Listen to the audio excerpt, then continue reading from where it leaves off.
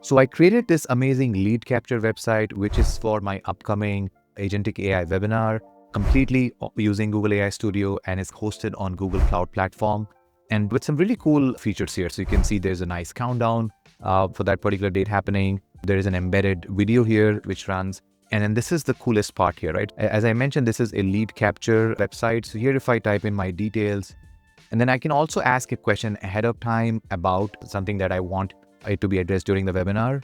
What is going to happen now is I will get a registration successful message, but then the lead is going to get stored in Google Cloud BigQuery. So I'm just going to run this so that you can see this live. We just inserted this live demo as a name. So I did that, and you can see that I've got this lead immediately available in BigQuery. And then what also happens is once it is in BigQuery, then this n8n workflow runs. It's a schedule trigger for every 5 minutes. And as soon as I run this, then you will get to see that this is the current one where you will see that their live demo, that was a name that I gave regarding a question. It's also answering the question ahead of time, right? So if you see here, the entire workflow is completely hosted on Google Cloud, which we will discuss, completely written via Google AI Studio end to end. So we'll discuss that as well. And I did not have to write a single line of code. I kept on asking Google AI Studio to guide me end to end, and I was able to host it and deploy it on Google Cloud Run, both front end and back end, and also connect it to the database, and also get some guidance from Gemini to have the right kind of setting on the n8n side to have this end-to-end execution. So in this video, I want to take you through the major steps that I've taken, and hopefully you guys will also be able to replicate this and build something cool like this, which is more stable because it is using an actual database. So if you're building heavy applications, then this is going to be more robust, more secure, more scalable. And then if you want to do analytics and stuff like that later, BigQuery is a perfect database for you to do that. So let's do this. Let's get into the step-by-step approach of how I went ahead and built this. So before we jump in, I want to be on the same page. To build the end-to-end application, we are really building two separate things. The front end, which is the UI, which is going to be the public website, right? Think of it as a digital storefront. We'll focus on building this first. Its only job is to look good, welcome the user, and give them a simple order form to fill out. Like that is a registration or any other user input. The backend is the API on GCP. This is a secure private warehouse running on Google's cloud. Its only job is to receive and store the order forms safely. And then we will have the go live moment. We will build these two parts completely separately. They won't know about each other. The final step will be to go live when we actually connect the two. When a user hits a submit on the order form, the storefront securely sends that single form directly to the warehouse. That's the entire plan. We'll build the UI, then we'll build the secure backend API, and then we will connect them. Get into the prompt and really try and understand this. So what I'm really asking is, I'm giving something in plain English where create a complete website, for agentic AI from prompts.numbers agent. And I'm explaining very clearly that the project has two main parts. First, I want you to create the web page that people will see. And second, go ahead and create the behind the scenes part that saves the registration information. So I'm explaining this ahead of time. So for part one, which is the public web page, which is the UI side, right? This is what it should have. It should have a header at the top. We should call it agentic AI, register now, main title section, countdown timer, what you will learn with 4 key benefits of attending. So exactly what I really wanted. YouTube video trailer, which I said like an embedded YouTube video, etc. And then I'm explaining how the form should really work. So this is the key, right? You are telling the AI how exactly you intend the application to work. So once someone actually registers the name, when they click on this, it should send like a registration message. And then if something goes wrong, then there should be a message explaining it. And this is a crucial part where I'm explaining the behind the scenes part. So I'm clearly telling it that, hey, I want you to provide me a step-by-step guide on how to go ahead and do this on Google Cloud Platform. I just know like at a high level, I want you to use Python. Python is closest to English. It's easier for a non-coder to write it. And then when I'm explaining that its only job, the backend's job is to save the information in Google Cloud BigQuery table. So please prepare all the files that I need to have in order to run this successfully. I've explained that, and this is what it has built. Now we can go ahead and continue to add more changes, right? So I'm going to send this again because I don't think it has done like a good job here. So I'm going to say that, okay, go ahead and add all of these things, right, on this particular web page. Now, if this also doesn't work, what I have generally done is I would take a screenshot of something that I like, and then I would basically ask it to replicate that, right? So if it doesn't work. So for instance, this is what I already have. So I could go ahead and take a screenshot of this and then I would ask it to basically replicate this. So let me just be prepared in case if it doesn't work fine. So I'm just going to take a screenshot of this. But then let's see what AI Studio has done so far, right? So it's still working on it. It's still creating all of these things. And then let's see what it has done. Yeah, so it has gone quite close to what I actually wanted. But if I want something exactly the same, then I could just add this and say that, hey, replicate this UI. So once I do that, then it's going to try to exactly have the UI as mentioned.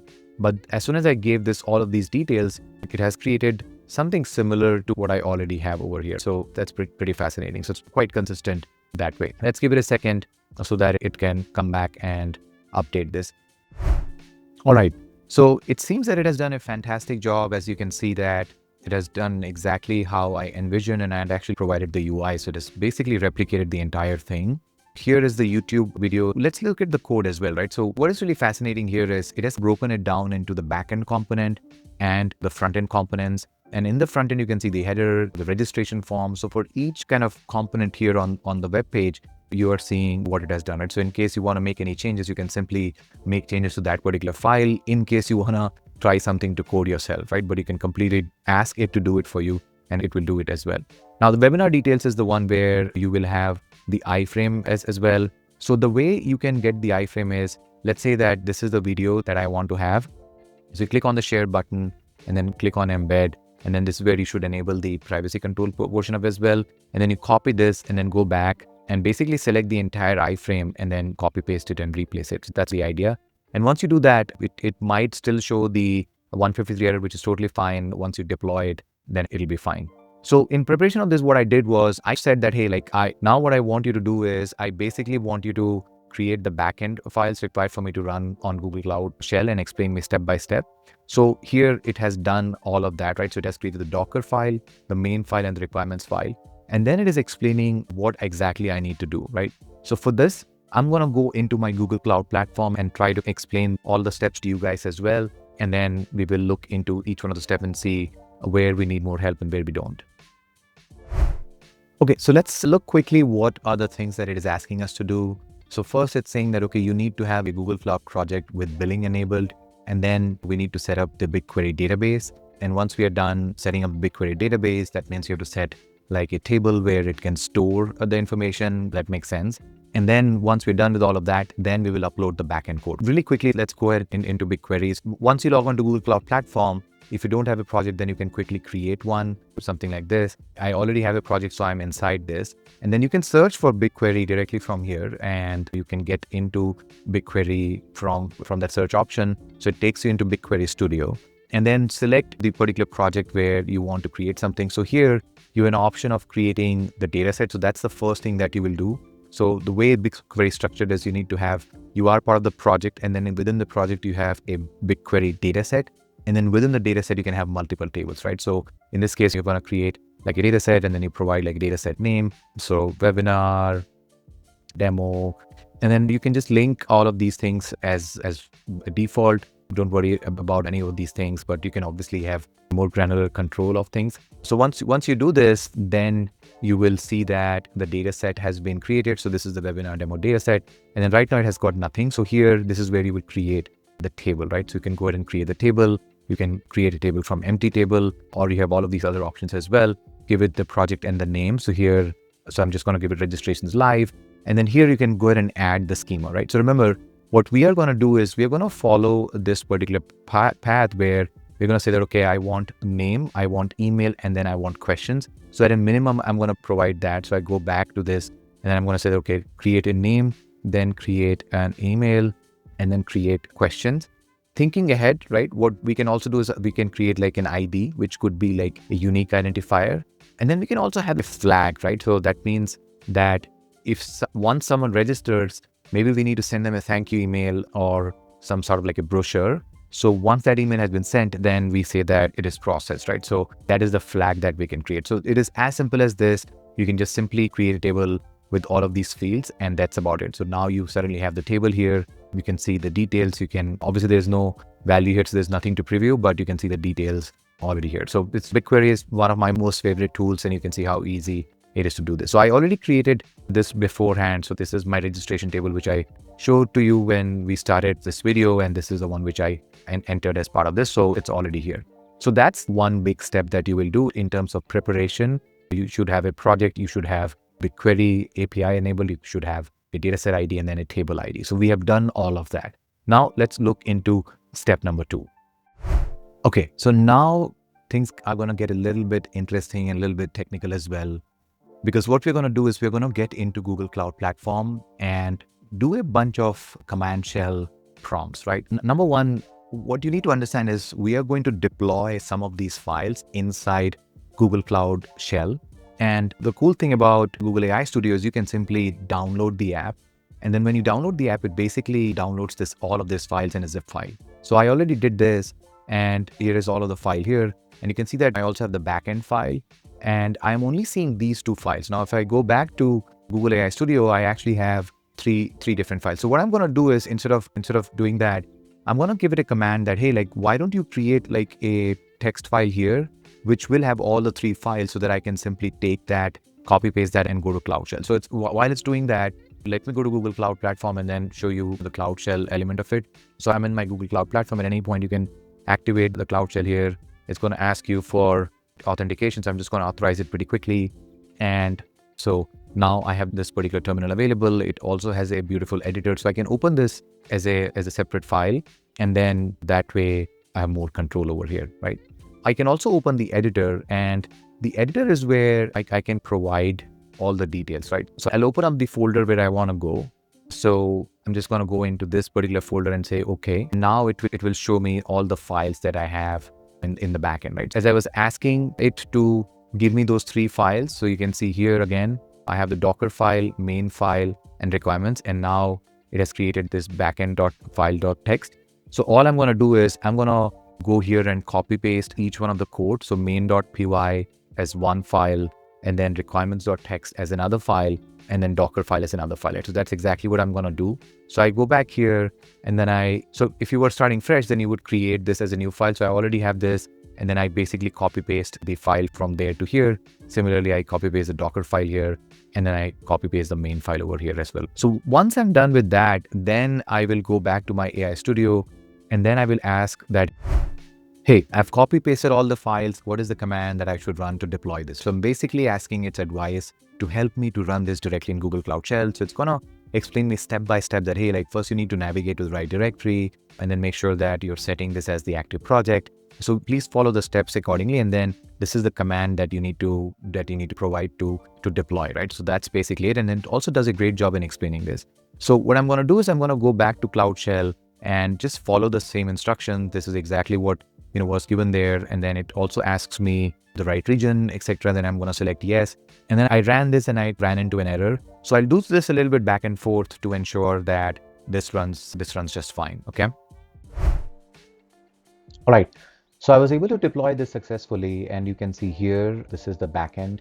And once you're here, you can see the source, and this is exactly what we had uploaded here. So you can see the main.py, the requirements.txt, and the Docker file. So these are the 3 main files that was created. And then the node modules is something that it generates once you deploy this.